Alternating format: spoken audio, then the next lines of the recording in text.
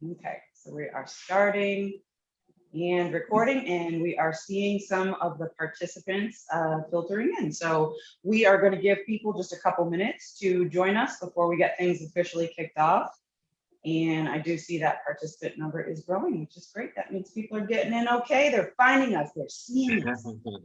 Don't do anything weird, guys. We're on camera. Good morning, everyone. Good morning. Good morning, everybody.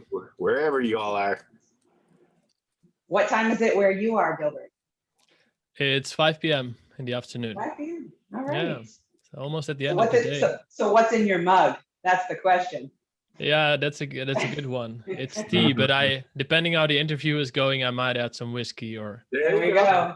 Yeah. Well, that's what we would do with our 5 o'clock meetings here too. Well, I hope I don't drive you to whiskey, but we'll see how this dialogue goes, my friend. Let's see.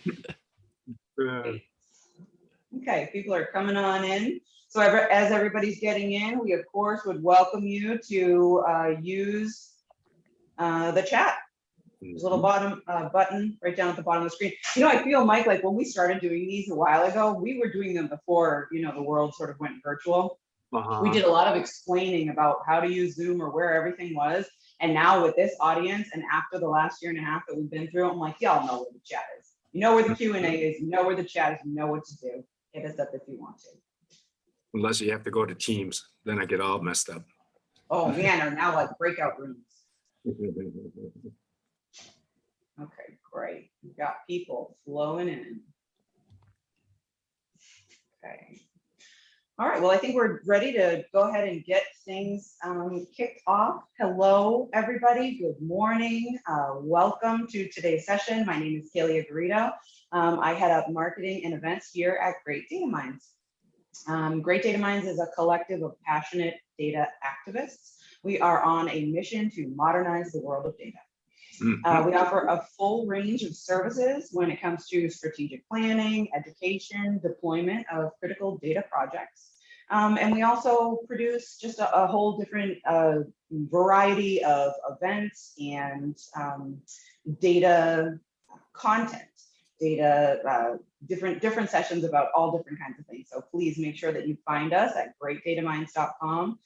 We actually have another session coming up next week. This is going to be one along the line of our executive interview series. We're going to be talking to Justin Borgman, who is the CEO of a quickly growing startup, Starburst Technology. So make sure you check us out at our events page to see what's coming next.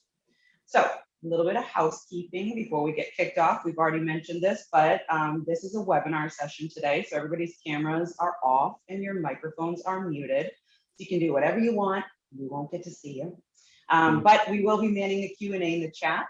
So please feel free to enter in any questions you might have there. We'll do our best to get to them during the session. But if we need to, we'll have a more formal sort of Q&A period at the end of the discussion today. So some introductions. For today's session, we are gathered here today to learn more about a wonderful book that today's author has written. And we have Gilbert Eijkelenboom. You got it. Okay. I'm only saying it once, Gilbert. That was hard for my mouth, but I got it. So as a former professional poker player, you can find Gilbert wherever psychology and data meet. Gilbert's academic background is in behavioral science, and he has built a fantastic career in data and analytics. He combines both worlds. Gilbert has founded the company MindSpeaking, which focuses on soft skill training for data and analytics professionals. And so last year, of course, Gilbert published the best-selling book, People Skills for Analytical Thinkers, and this is what we're going to be discussing today. We also have Mike Lampa with us. Mike is Great Data Minds' very own Chief Analytics Officer. Mike has built an amazing career working with enterprises to transform their analytics programs, both in the modernization of legacy programs and the build from sort of the ground up of net new programs. Mike brings over 23 years experience as an executive analytics practitioner, and he has worked with many global 100 enterprises.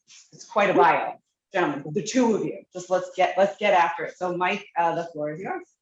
Thank you, Kayla. Gilbert, my friend, how are you today? I'm doing great. I just had a workout outside, and that's always a great preparation for a conversation like this. Yeah, Thanks. great. How are you doing? Yeah, I'm doing well. I had a workout too. I got out of bed and poured a cup of coffee, and I feel quite spent as a result of that. So. Great. All right, so my friend, this book, I bought it and devoured it, and I think I showed you before all the dog ear, little notes that I made on this thing. This is a phenomenal book. And the title of it is for analytical thinkers, but my sense is people of all walks of life could benefit from some of the insights and techniques that you're going to share with us today. But let me ask you, who did you write the book for? First of all, for myself, actually. So wow. I wrote the book because I wanted to write down the lessons that I wanted to know. The book, creating a book that I wish I could have read when I started my career.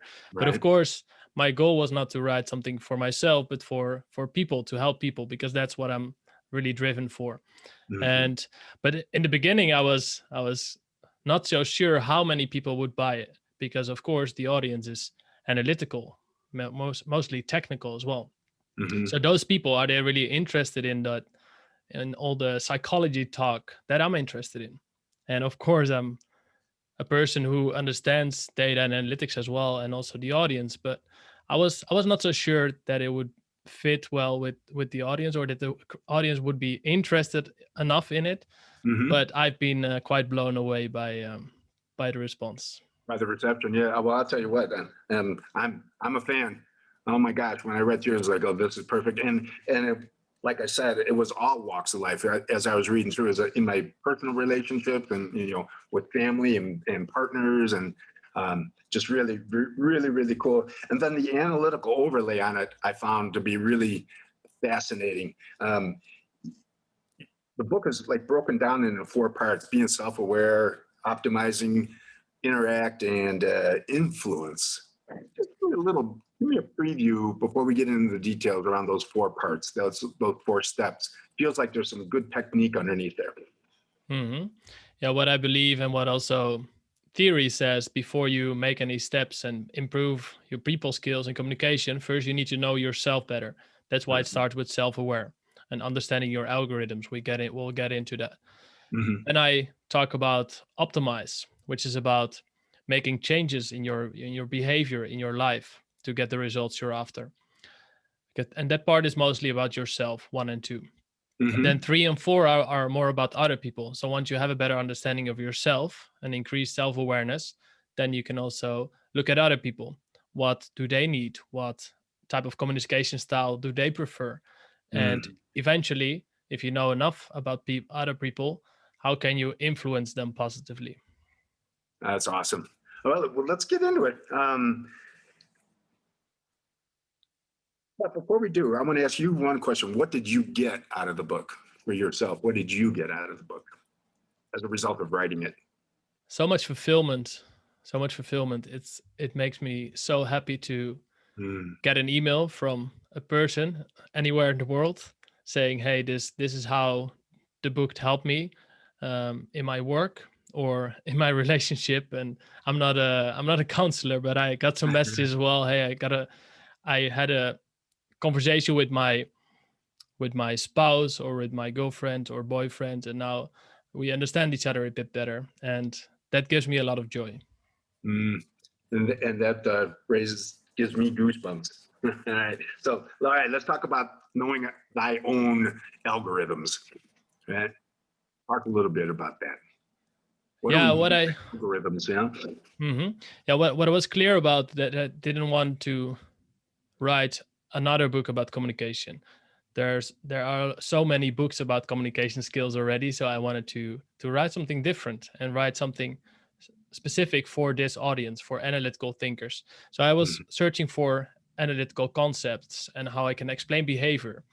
And how I'm doing that is through algorithms, because what I say is that through all the things we learned and our experiences, we form algorithms, and those determine how we behave. To give a very practical example, if you drive in a car and you see a red traffic light approaching, And the question is, what determines when you brake? There are a lot of variables involved, right? Your speed, the distance, what type of car you are driving, what are the cars around you, and those are all rational variables. But of course, there may be some emotional variables as well. Like, do you have your car sick child sitting next to you, and you don't want to brake as hard, or you're thinking, or you're on the way to work, and your manager is waiting for you and you're pretty late. So maybe you're going to rush through the red traffic light. So there's a lot of different variables, both rational variables and emotional variables. And my point here is that as scientists or technology professionals, we focus a lot on the rational variables. But unfortunately or fortunately, in all the interactions that we have with other people, those emotional variables are really important. So we also need to understand those. Then back to the concept of algorithm, because to give an example again, if you're walking in as a child, as a 3-year-old child, you're walking in the kitchen and you see an oven turned on and you touch it, then you quickly learn, okay, the hot stove is not to be touched. So I'm not going to do that anymore. So you create kind of an algorithm in your mind. If the oven is turned on, and I'm walking in the kitchen, then I shouldn't touch it. There are a lot of other rules that we learn as well. For example, if you have an idea, but your mother always cuts you short and says, "Hey, that's unrealistic. That's impossible." Then you may adopt an algorithm. If I have a good idea, then I stay silent. And all these algorithms, they still play a part in your professional and personal life, and they determine your behavior. But luckily, you can also change them. Yeah. So you talked a little bit about this concept of emotional intelligence. Could you share a little bit with us around that concept? Yeah, absolutely. I think from my own experience in the past, I was always discounting emotions. I thought emotions are just variables or things that distort the decision making. The more emotions I feel, I see, the worse my decision making is, because we need to be a data driven company, not based on emotions. Right. Have all the facts on the table and analyze that. But if we do that, we only have half of the information. And that's what I did. And basically, you also mentioned I was a professional poker player in the past. So basically, I was only focusing on the spades and clubs, on half of the cards, and I was not paying attention to the emotional side. So the diamonds and so I was only focused on the spades and clubs, and not paying any attention to the hearts and diamonds. So in fact, I only had half of the cards, so half of the information. And I think if we don't pay attention to emotions of yourself and of others, we are missing out. And yeah, I think if we have a better understanding and awareness of our own emotions and of others, then we can also make better decisions. So these algorithms, obviously, we formed them over the course of our life, as you explained, and some are probably very good. Are there also harmful algorithms? Yeah, absolutely. Because there's some of the algorithms are really good. You learn how not to touch the oven, as I said, but some don't really help you. I really struggled with saying no. I still find it difficult, but I kind of managed to find a way to do it. But so what happened? I said I'm very focused on helping other people. I find it important to have good relationships and to help other people. So, but every time when people ask me for help, I kind of said yes automatically. So that's an algorithm that I had, which didn't help me. And I need to work to become more aware of that moment when someone asks me for help and think, hey, is this really what I want to do or not? I just heard a description of somebody I know really, really well. So there's harmful algorithms that we have to be aware of, and this is all around that self-awareness. What about the beneficial algorithms? What's the difference between harmful and the beneficial? Yeah, how I define it is that the beneficial one gives you the results you're looking for. and the harmful give the opposite, basically. So to Mm. give an example of a beneficial algorithm is many engineers, many data people working in data are structured, and they see the pros and cons of new ideas quickly.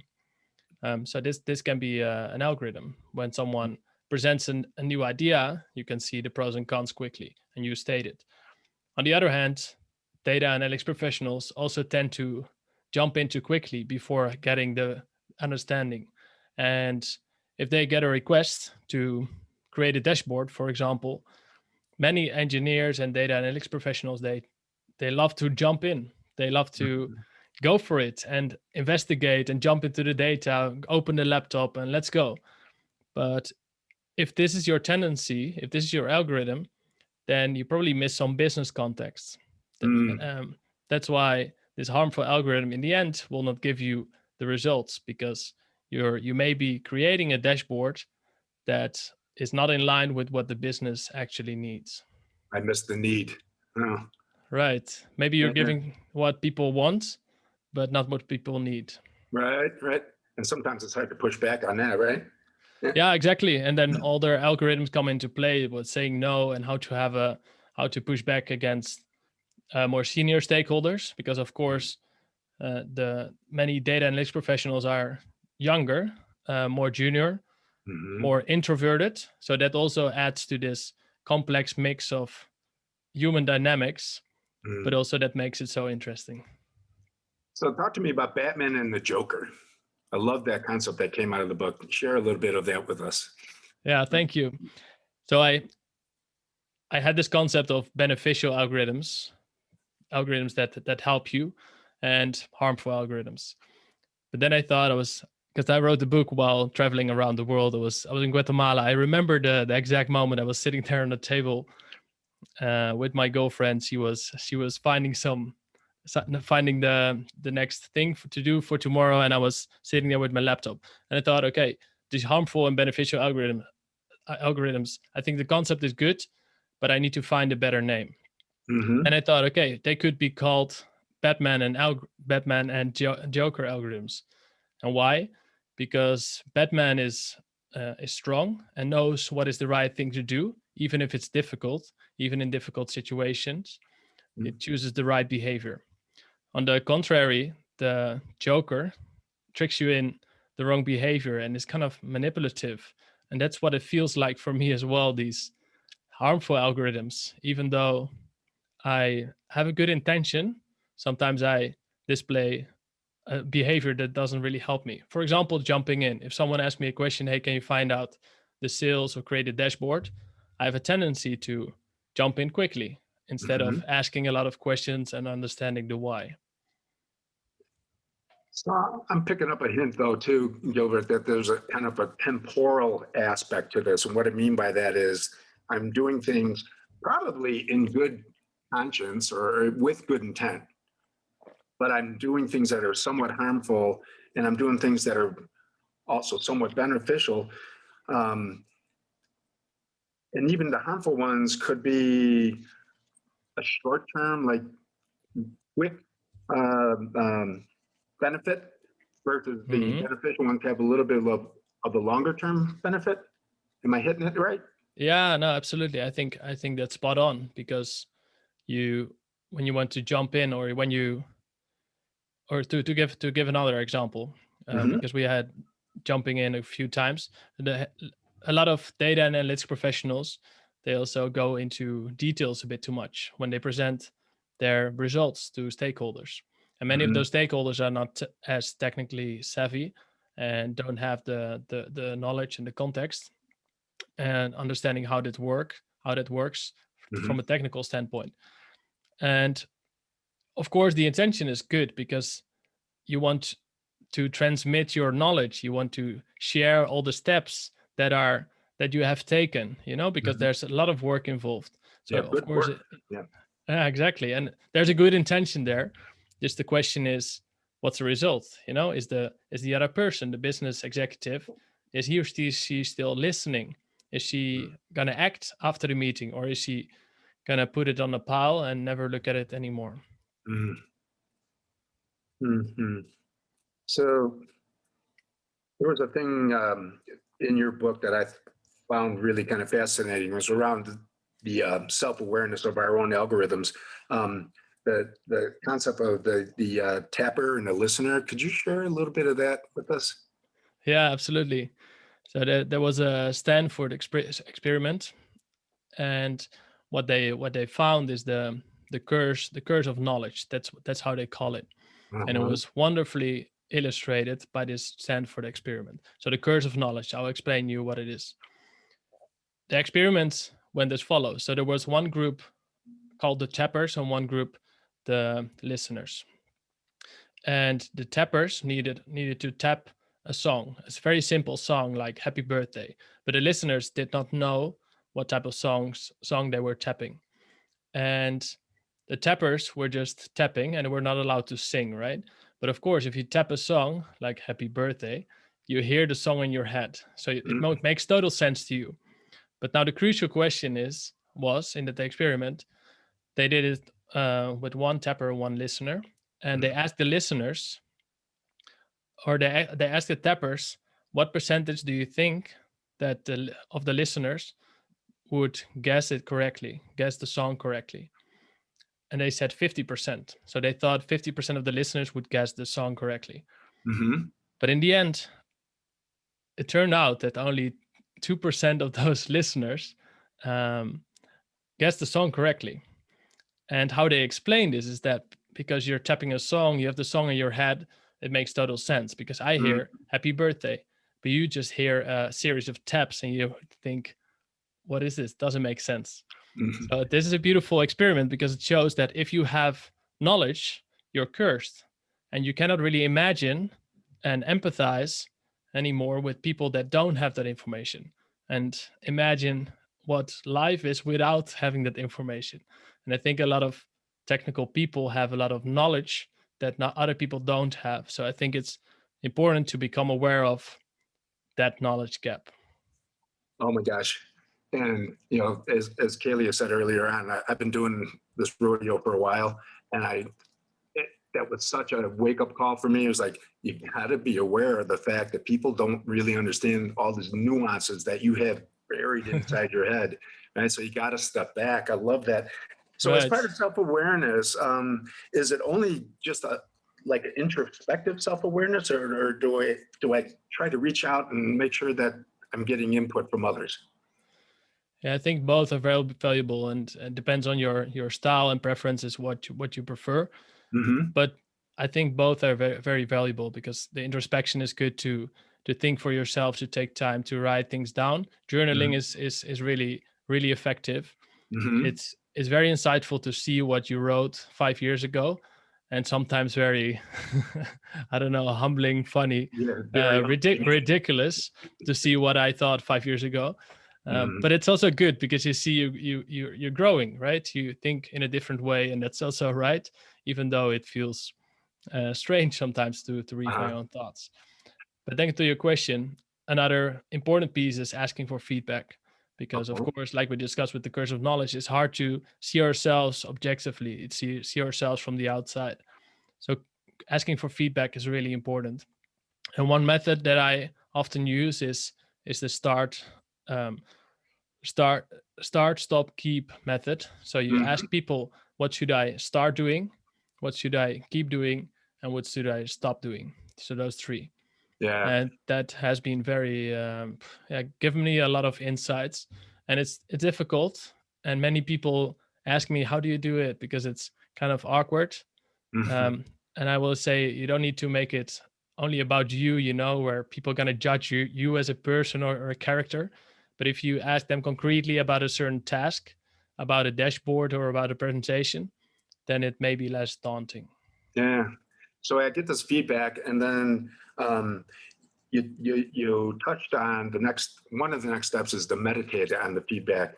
And I'm a note taker, as anybody in Great Data Minds will tell you. I take constant notes, as you know. And I found meditating on the feedback before journaling to be a pleasant surprise. Why should I meditate first and then journal? Yeah, I think meditation, I think it would. They are complementary, but I think meditation is a powerful tool. And I remember the first time I read about meditation, I thought, okay, I'm not a Buddhist, and I'm a rational person. I like a bit of introspection and thinking, but it needs to be more intellectual or philosophical, and not so about, and not just sitting there and wasting my time. That's what I thought. But then I thought, okay, maybe I'll give it a chance. I'm also into personal development. I want to grow. I want to know myself better. And in the beginning, it was very hard to build the habit, but it gave me so much energy, self-confidence, insight in myself and in other people, more presence. So in a conversation like this, I'm way less thinking about other stuff like the beautiful plants in the back. So I'm less distracted, which is a good thing. And yeah, I was not sure whether to put it in a book, because many analytical thinkers were like me, I think, saying, okay, meditation is too vague. It's what is it? But then I thought, okay, I also changed my mind about it, and I think it's powerful.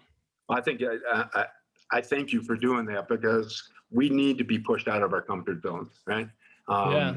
Yep. Absolutely. All right, And so talking about, well, one thing I would like to add, talking about pushing yourself out of your comfort zone, there's one technique to ask feedback. It's called the dinner of truth. And what it is that you ask a friend or a colleague or someone that knows you well, do you go out for a dinner or dinner at home? And then you discuss a lot of things, but for sure one question. And that question is, what annoys you about me? And it's powerful. It's scary as well. What will people say? But if you let people in and show that vulnerability, it can also lead to powerful insights. So Yeah, well, it creates a deeper bond, that's for sure. But yeah, but talk about a dose of humility, though. Whoo, loaded. yeah, it's tough rolling with the punches. All right, so I'm all self-aware now, and I've taken a heaping dose of humility. All right, and I've learned about a lot of things that are annoying others. What do I do? What's my technique to change?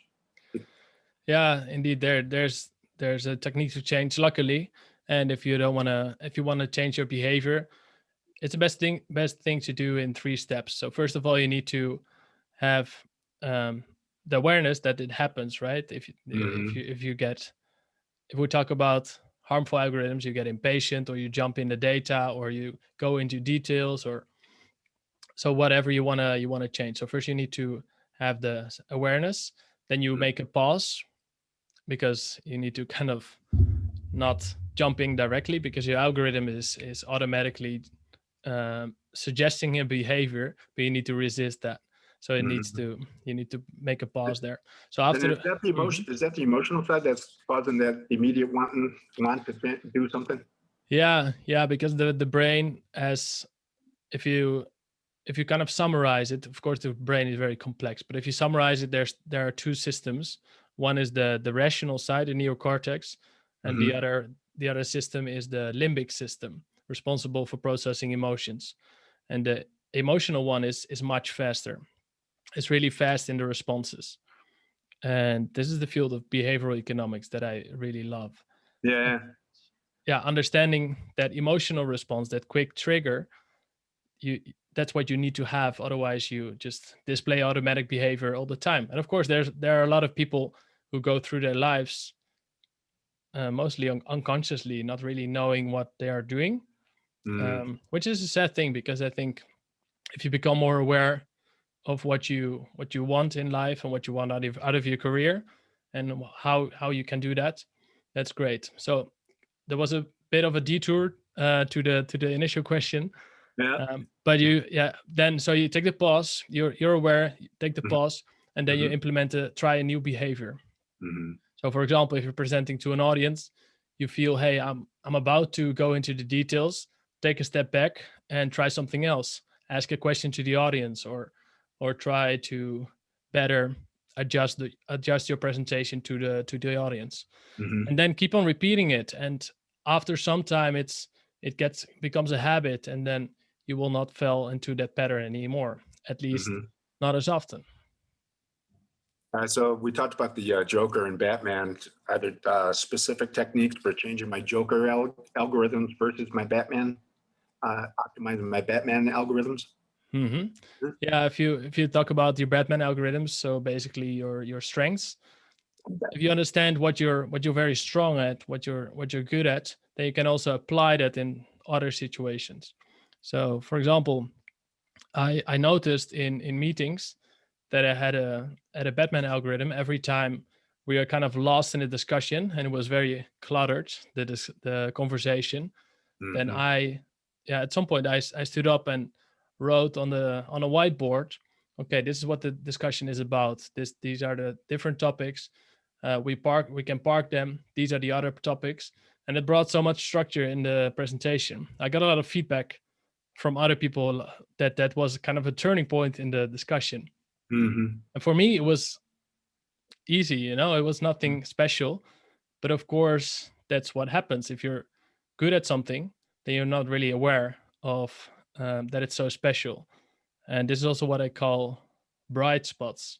And so instead of blind spots, your kind of weakness you're not aware of, you may also have bright spots. And I think it's wonderful to be aware of those because you can apply them in other situations. Right, for the better of others, to your point Yeah. earlier. Yeah, I love that.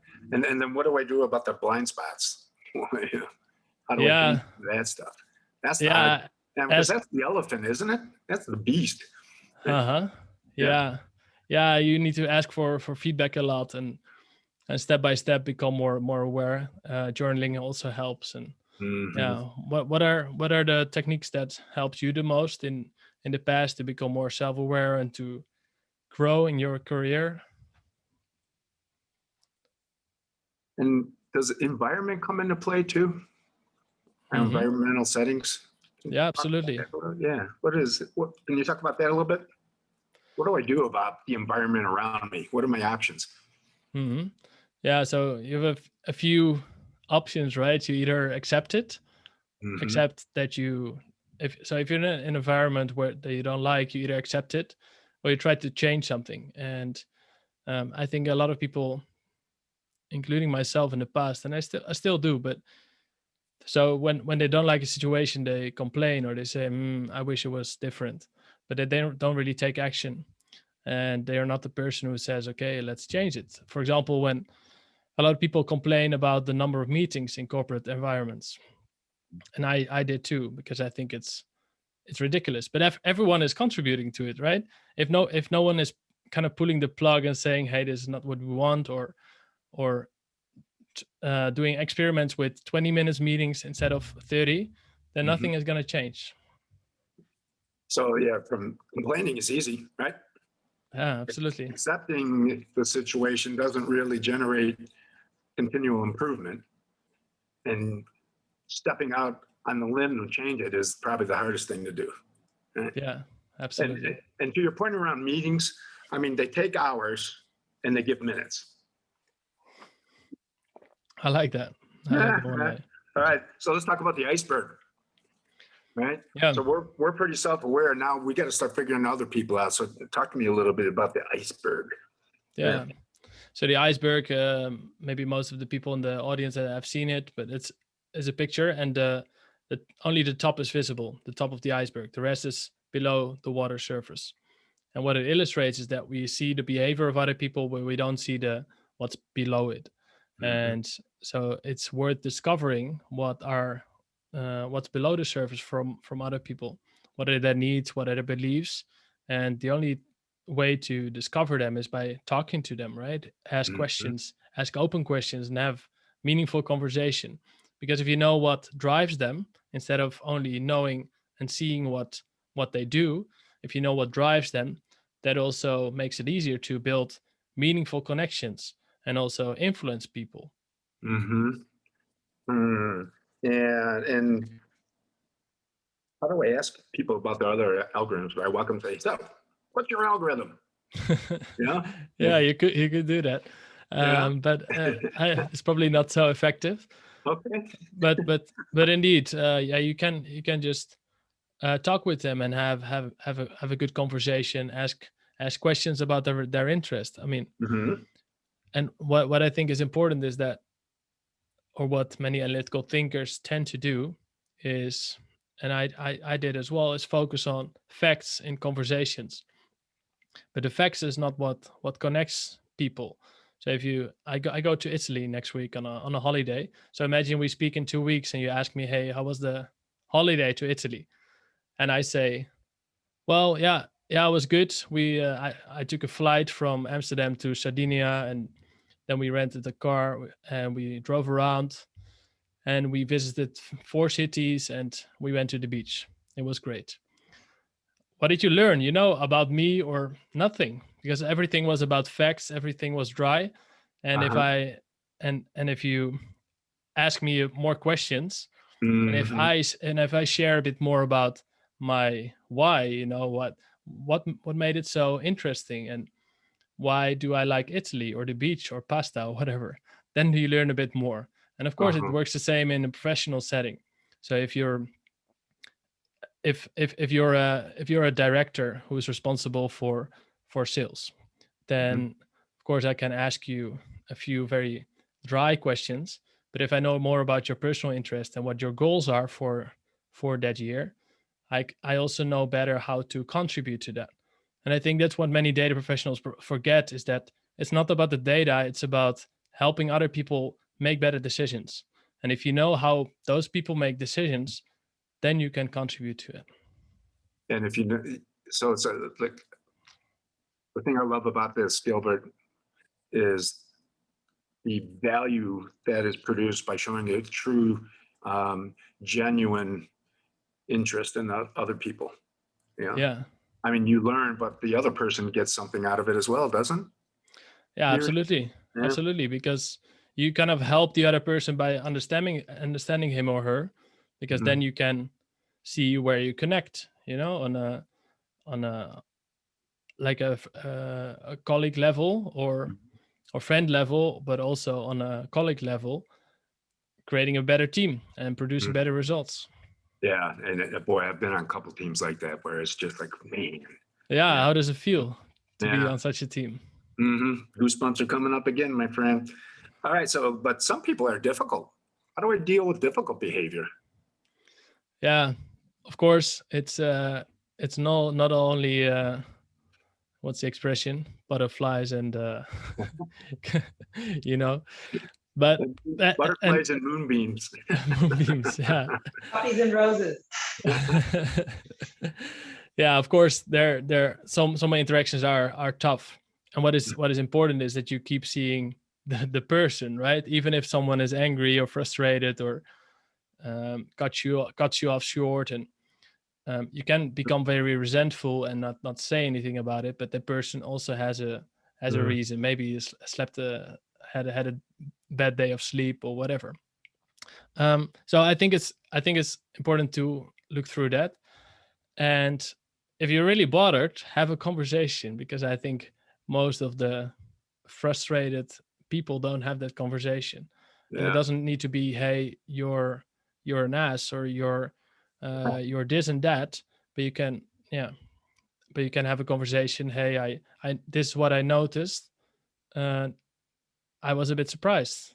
And if you start the conversation that way, it won't be a big fight. And avoid judgment. Yeah, exactly. Another thing that really struck me was the concept of confirmation bias. Could you share a little bit about that? Yeah, absolutely. It's a concept coined by Daniel Kahneman, and he's a behavioral economist. And what it says is that once we have a certain belief or idea, we tend to stick with it, and we try to find evidence that confirms our prior beliefs. So if imagine we work together, and in the first interaction we you ask a question which I think is unnecessary because it was said before, then I might create a belief in my mind saying, oh yeah, Mike, he's not a very good listener, or he's not very competent. But if I do that, then this belief might stick with me for quite some time, and might stick with you because I put a sticker on you, and that's difficult because maybe it's not totally not true, maybe it's an incident. So we just need to refrain from stickering and labeling like that, Yeah. because it creates some problems.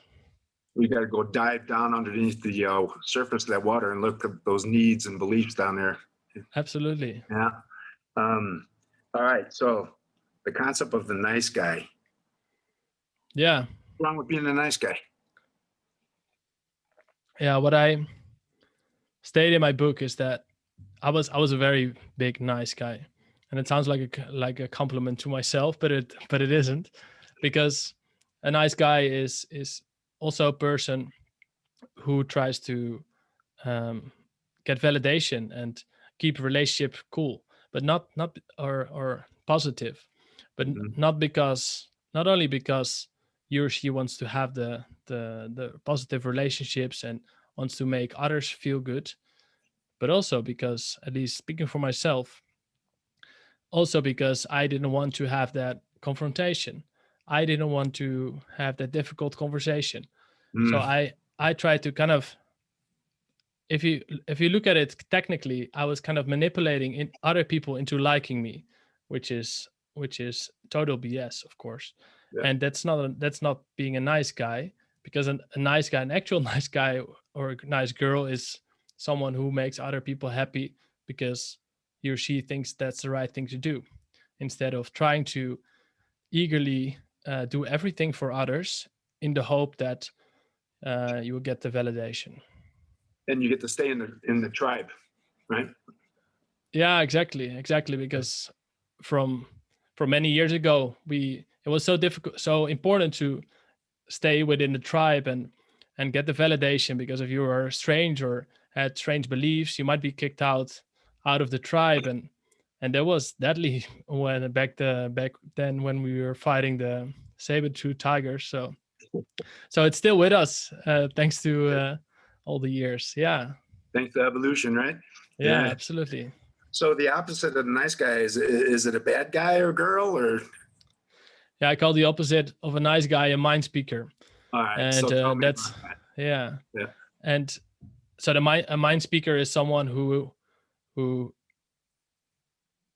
who's not pleasing others, and eagerly trying others to be liked, but just has really good values and likes him or herself already, so he doesn't need all that validation. And that's actually a much better person, because he or she gives a lot still, but only because it's the right thing to do.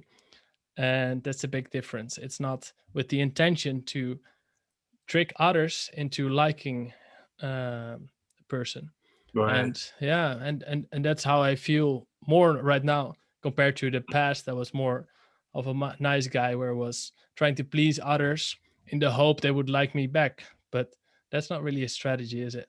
No, it's not. It's not as authentic as it needs to be. Exactly. Yeah.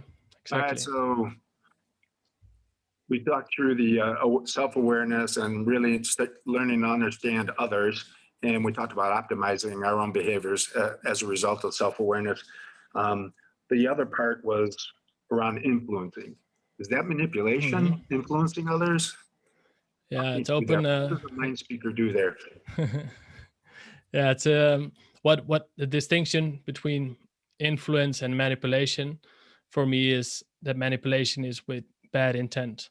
Influence is with positive intent. If I'm managing a group of data scientists and I'm trying to steer someone in a certain direction, it's because I have a positive outlook in mind for him or her, and trying to create the best team possible. And not because I'm after my own goals, my own selfish goals, because that would be manipulation. So that's the difference for me. Oh, and so that kind of falls back on, you got that emotional elephant coming out that it is so easy to listen to the irrational, emotional side of your head, right? Yeah, that's absolutely big chunk versus listening to the writer that's rational, that's steering that darn elephant, the little writer. Yeah, exactly. Because I spoke about the two systems in our brain, the rational and the emotional brain, and the metaphor that I use in my book is that it's an elephant and the rider. So the elephant is the emotional brain, and the rider on top is the rational brain. And of course, the rider, the person, is much smaller. The elephant is 40 times heavier, and therefore the elephant, the emotional brain, has all the power. So when the elephant sees a candy or is impulsive, he or she goes left or right, and the rider can try to steer the elephant in the right direction, but it doesn't really work because the elephant is 40 times heavier. And yeah, so those impulses or those emotions are so strong, and if you don't pay attention to it, if you're not aware of it, then it's hard to understand yourself and also the drivers of other people, because in the end, all those executives are, of course, they're collecting their data and trying to make good decisions, but all those people are mostly driven by emotions, and most of the decision making is based on emotions and then justified with rational data. Right. And the emotions are those quick fire, short-term things versus the rational, the longer term, longer good. Oh, gosh. Exactly. Yeah. And that's what we need to understand if we want to influence others. So why would I start sharing proactively sharing my algorithms out with others? Yeah, it's important for people to know what you stand for and what your beliefs are.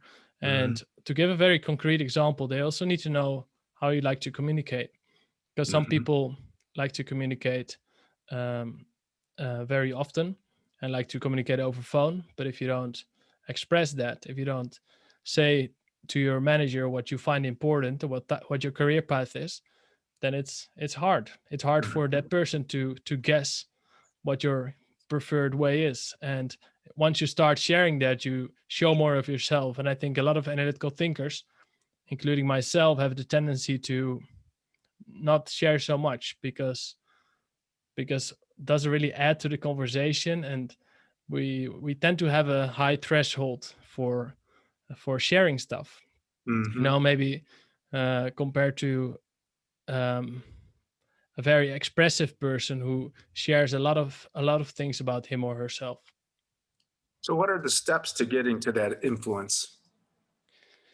Yeah, there are 3 steps to influence other people. Another set of 3, huh? Yeah, 3, 3, 3. Everything is 3. That's right.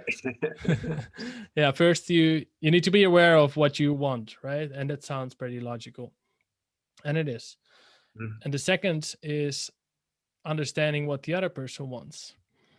And third, you try to influence them. So you state what you want, but keeping the needs and the algorithms of the other person in mind. And what many people tend to do is skip step 2, because what they do is they want something and then let's go to step 3 and saying that you want it. But it's very influencing is not so much about manipulation. It's also looking for win-wins.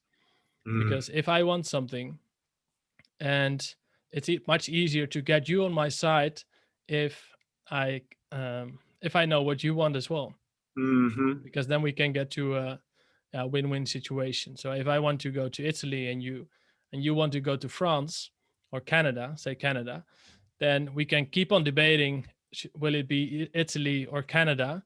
But maybe I can also look deeper. Hey, why do you want to Canada? Why do you want to go to Canada? Maybe because you love the Rocky Mountains, right? You want to go to the Rockies, and I also want to go to the mountains in Italy. So why not kind of meet in the middle, but at least to a place where they have mountains? There you go. So getting to the underlying principles and motivations, which goes back to going under that iceberg. Yeah. Okay. Yeah, absolutely. And that's also what needs to be done for data analytics professionals. So you need to get buy-in and being able to persuade other people. And to do that, to get buy-in and to become good at persuasion, you need to understand what drives other people, what they find important, instead of your own selfish goals. Set them aside for a bit and think about what do they want. And the same with data storytelling. You need to be very conscious of what they need and what type of language they use. Interesting. You referenced one of my favorite books that I read years ago, probably 30 years ago now, was Getting to Yes.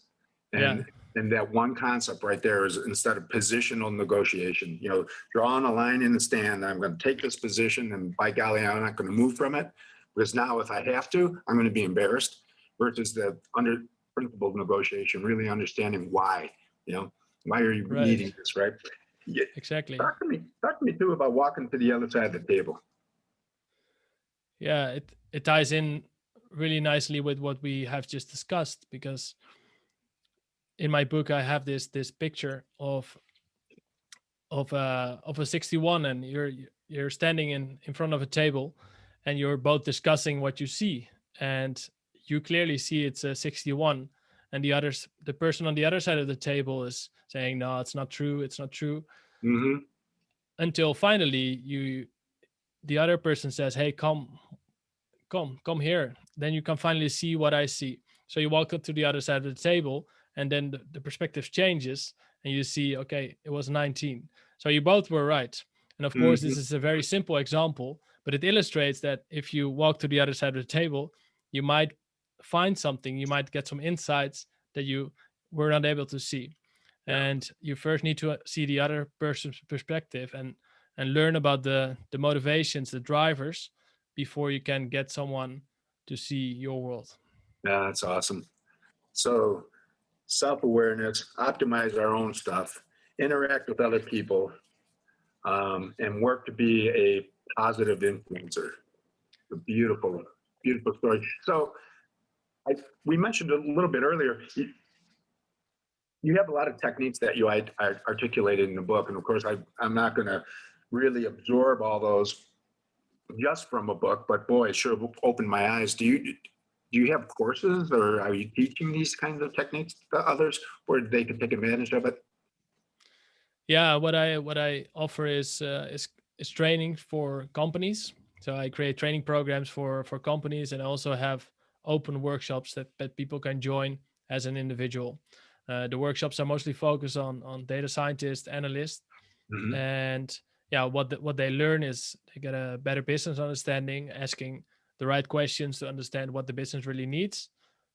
Another workshop is about persuasion. So how can you persuade anyone? So someone in HR, marketing, sales, and how do you deal with those different personalities?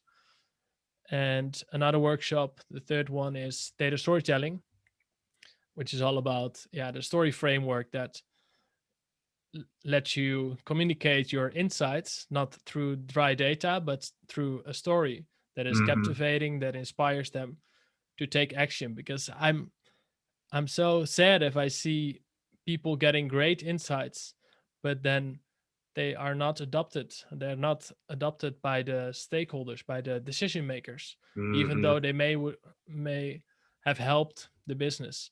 And I think through those tools and data storytelling, you will have a much higher chance of succeeding. Yeah, getting that adoption, which is going to get to those outcomes. Oh my God. So great call to action. Where can I find your courses? Is it out on your website? Yeah, it's on my website. So mindspeaking.com. That's where you can find the courses. So those are interactive workshops. So what I found very important is people skills. So you need to practice. And what people find valuable is meet people all over the world and share insights. And it's cool to see that many people are challenged by the same things. And through practice, you really improve, because just by I think you can read 500 books, but in the end, communication skills and people skills is about practice, and that's what I focus on in the workshops. And there is a lot of research that has been recently published around the concept of hybrid jobs, where we got to build up our soft skills and marry those to our technical skills, because those are going to be the most valuable and sought after people. So yeah, my absolutely. friend, I love mind speaking with you, my friend. Yeah, thanks a lot. I really enjoyed today, and great conversation. Also to hear a bit about your experiences, what your reflections after reading the book. So thanks a lot. Yeah, well, it's an inflection point for me, my friend. Beautiful. Oh, wonderful. Thank you, sir. Yeah, this is great, guys. So we have just a couple minutes left and we'll certainly open it up. If anybody has any questions, they are free to put it into the chat or into the Q&A and we will try to get to it. But just listening along has been fascinating. And I want to commend you, Gilbert, for adding in meditation to the book as well, because I think a lot of what you're talking about is, personal development, self-development, people skills, soft skills, things like that are not necessarily focused on in school or are not taught when children are young. And there's, at least in my own life and on my own journey, I've had to do a bit of unlearning kind of along the way. And, adding meditation and using that as something that you're going to, start to broadcast to perhaps a demographic who hasn't heard of it, or, heard of it, yes, but maybe not practicing. That's how you control that elephant. That's definitely in my experience after meditating for many years. This is how you can put a little bit of a buffer between yourself and that rational impulse, and take that minute. So there are practical applications for meditation, even if it does seem a little bizarre at first. So I love that you added that. Yeah, same here. Really cool. Yep. Yeah, and then we're just seeing just a whole bunch of thanks coming through on the chat. And I think this was a wonderful session. Gilbert, thank you so much for joining us.